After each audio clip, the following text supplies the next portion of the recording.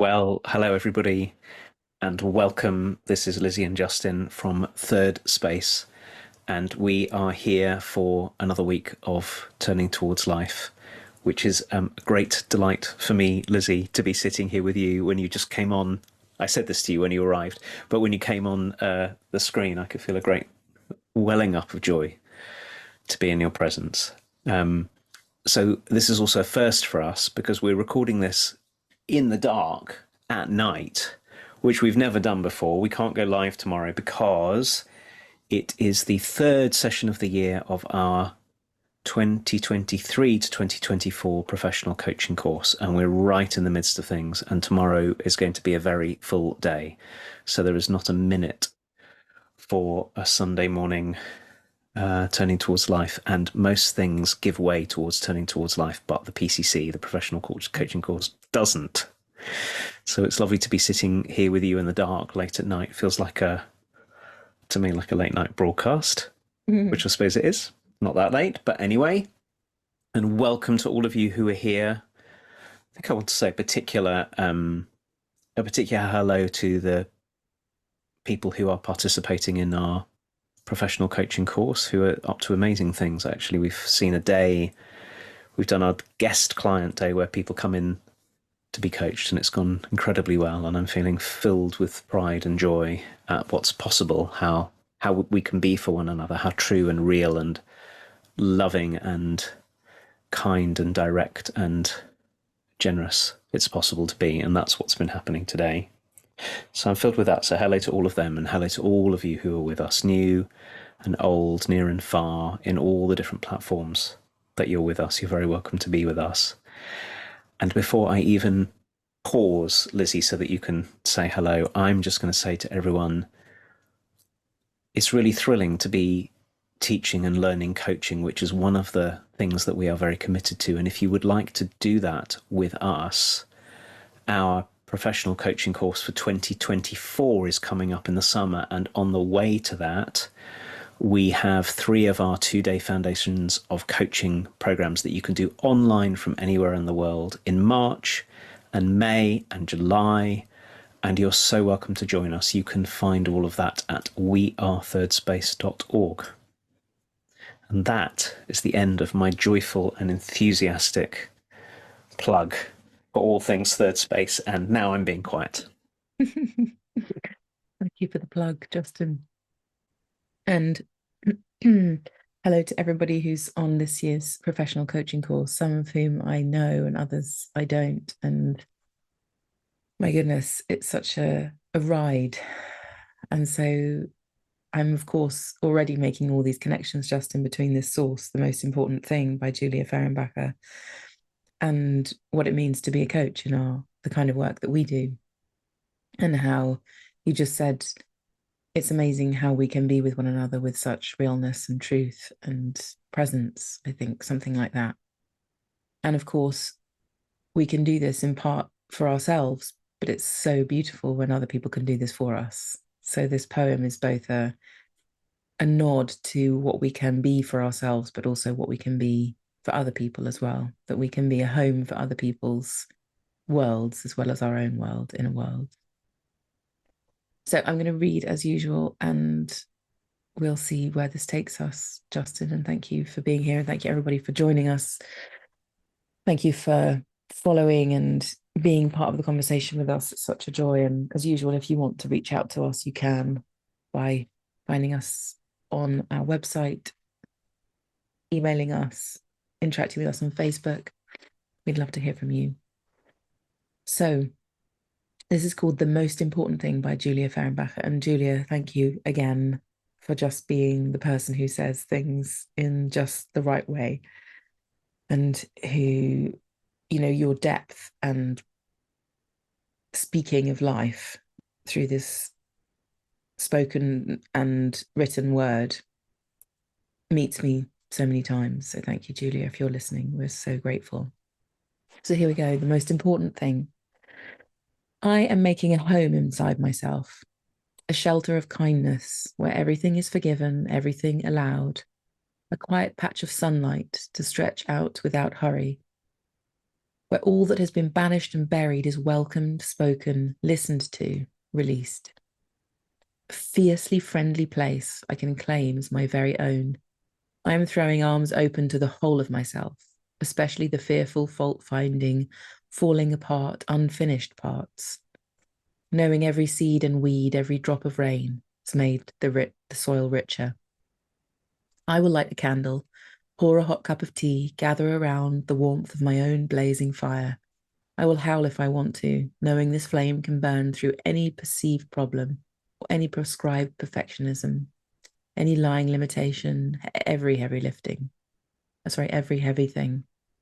I'm making a home inside of myself where grace blooms in grand and glorious abundance, a shelter of kindness that grows all the truest things. I whisper hallelujah to the friendly sky. Watch now as I burst into blossom.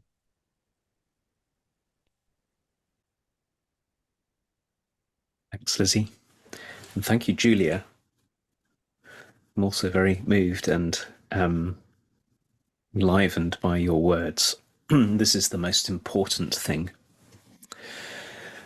I am making a home inside myself, a shelter of kindness where everything is forgiven, everything allowed, a quiet patch of sunlight to stretch out without hurry, where all that has been banished and buried is welcomed, spoken, listened to, released.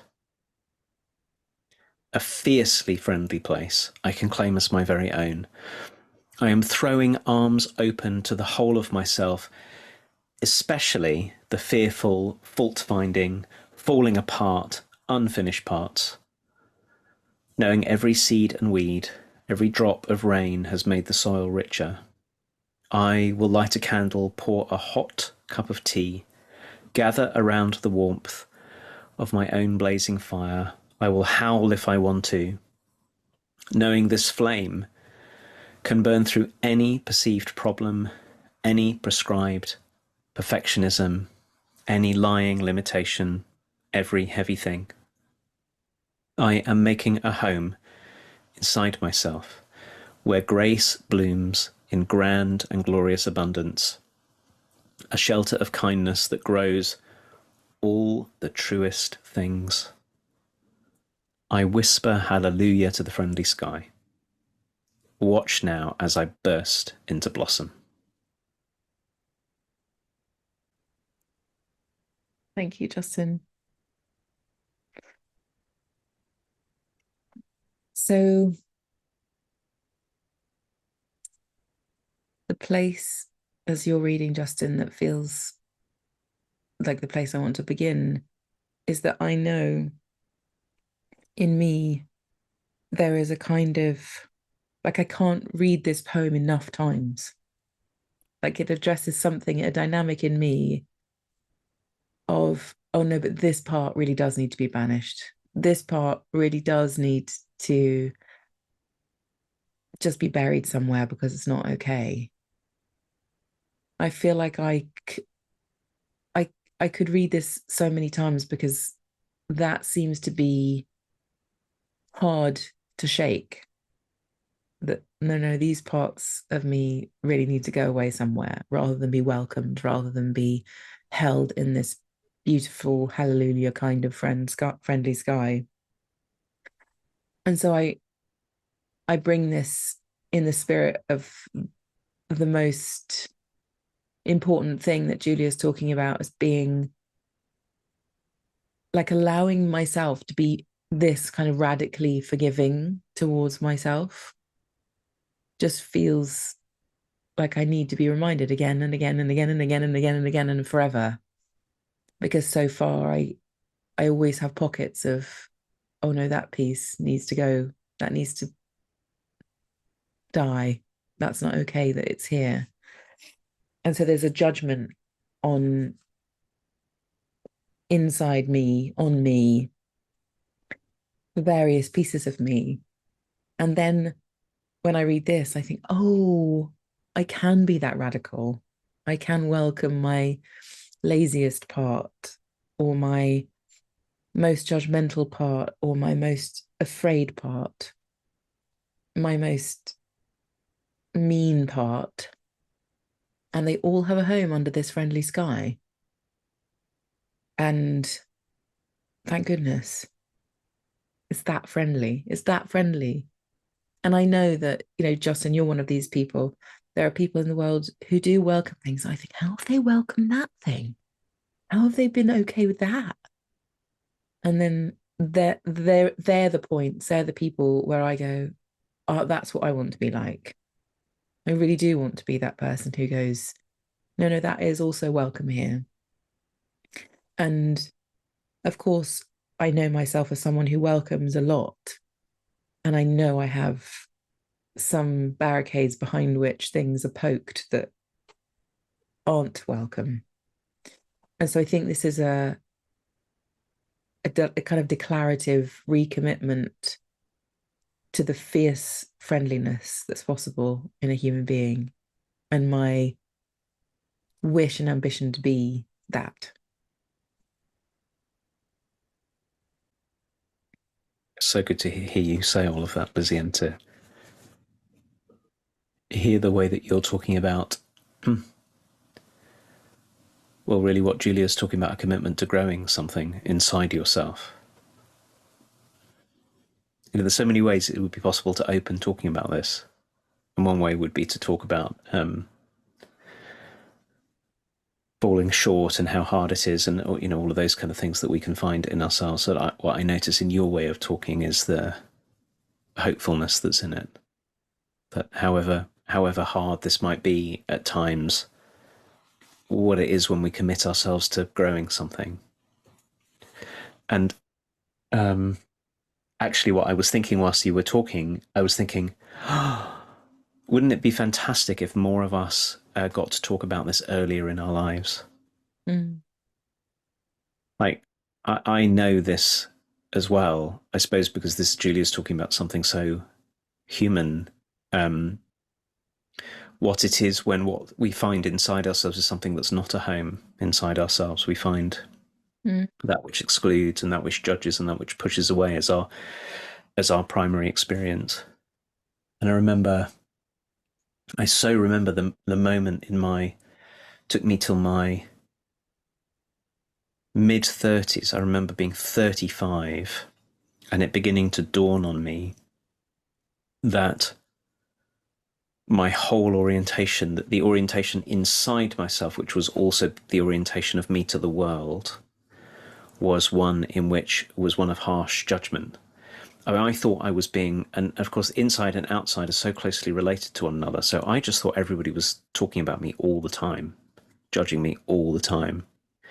And it turned out that was only happening very occasionally, that much more what was happening was something in me was talking about me and judging me all the time, and that was everything that came in, sort of got put into that orbit. And it was a very, very, very painful way to live. And I didn't even know how painful it was until I started to see it and go, oh, look at I didn't even see this. Look at what I've been doing. Look at what's been happening inside me. So anyway, the thought I had when you were talking was, wouldn't it be wonderful if when we were little, and maybe this happened for some of us, didn't happen for me, not because of any lack of care, just because I think nobody knew how to have this conversation, sat down and said, let me teach you about growing a home inside yourself. A place of, I love this line near the end, a place of kindness that grows all the truest things. Let me tell you how to grow that inside you. Rather than us having to take 35 or more years to even begin to figure that out. So that was one beginning place. And then I suppose, well, many of us didn't get that. So how about we start now?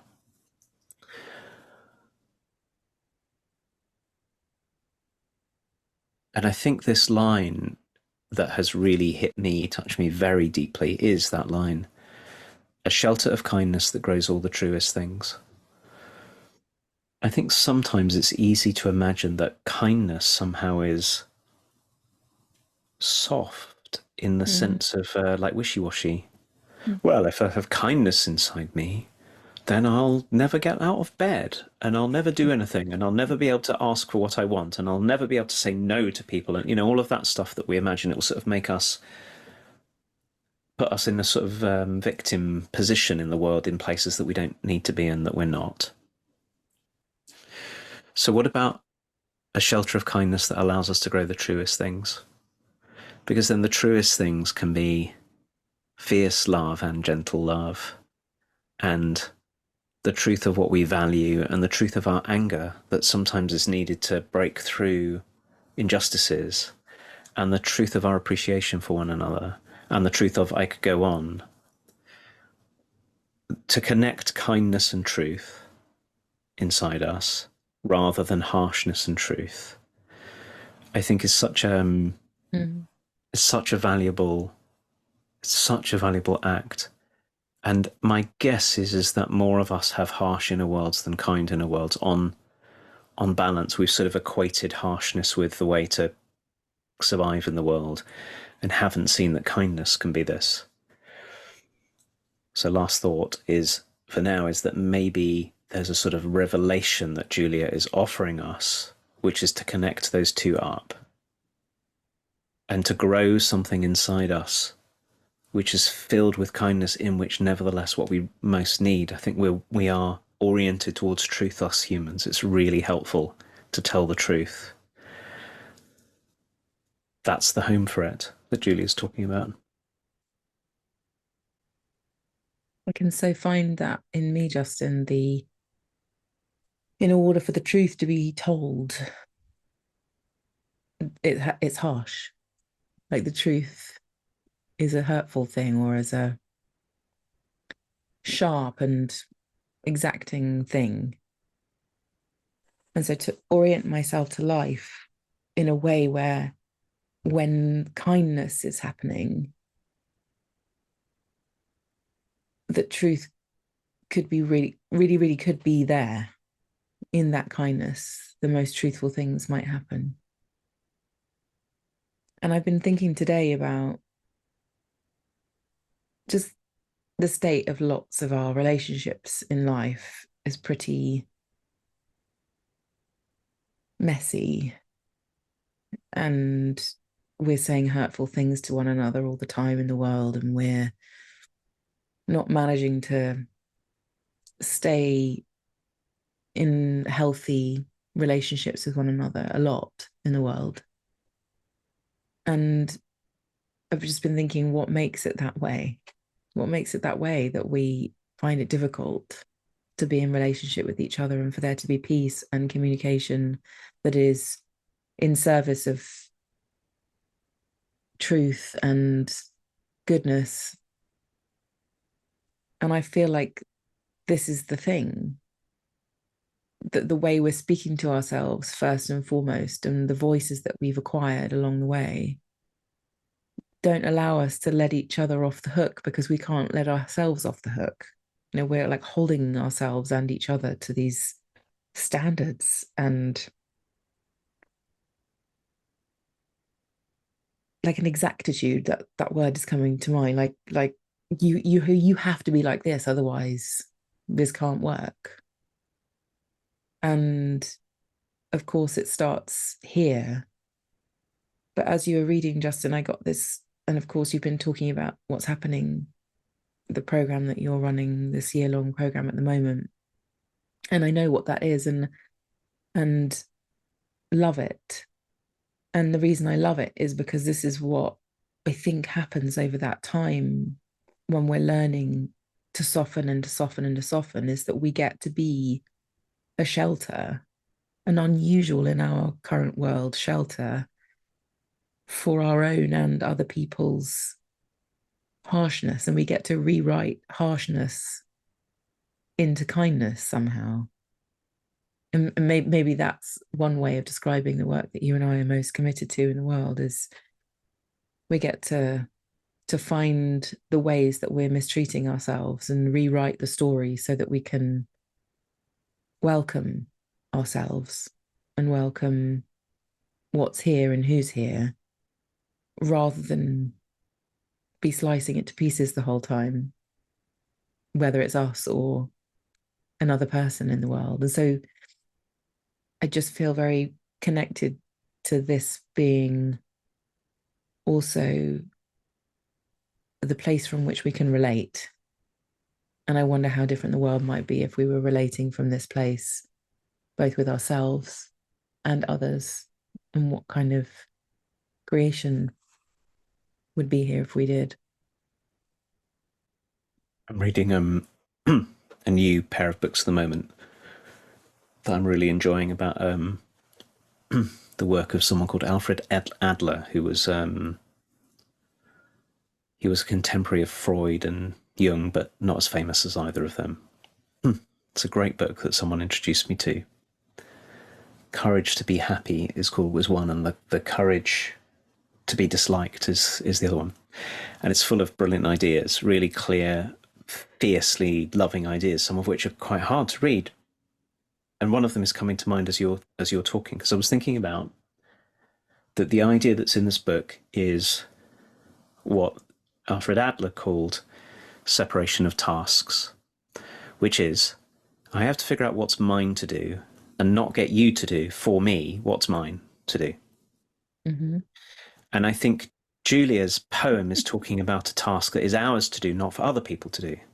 So I know that I spent a lot of my life, and I feel like I'm still in the process of shedding this, because I didn't really have a home inside myself, a fiercely friendly place, a place of kindness that grows all the truest things. I went looking for it in other people all the time, trying to find people who would be kind to me, trying to find people who would reassure me, trying to find people who would tell me nice things about myself, desperately hoping that one day, somehow, by doing this, I would feel I would be all right on the inside, like it was somebody else's job for me to be all right on the inside, and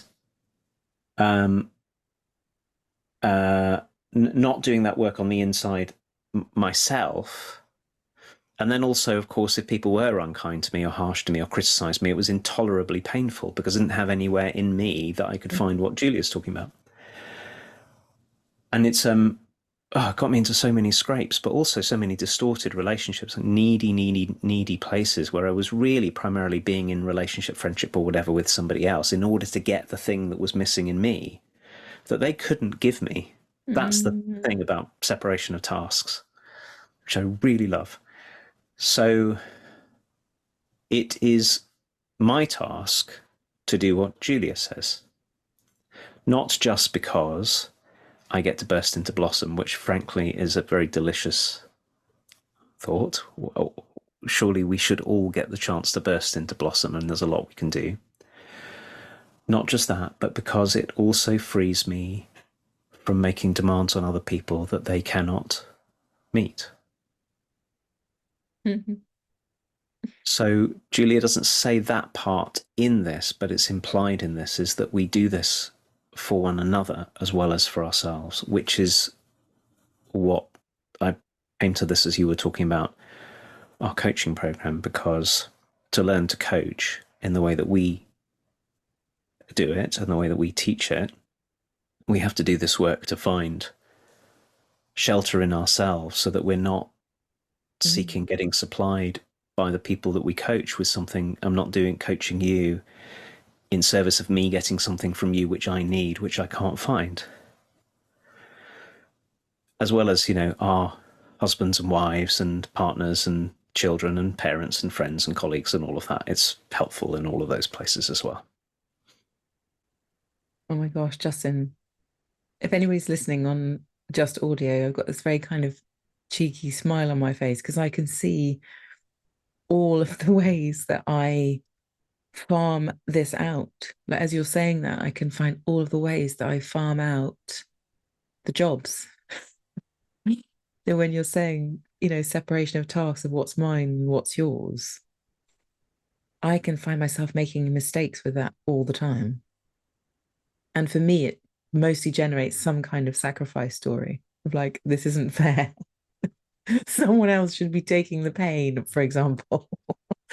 Someone else should be suffering. I can't do this. Someone else needs to do this for me because I'm not big enough. I'm not capable. I'm not, how do somebody save me? I think that's what happens for me. So the separation of tasks in my world very quickly translates to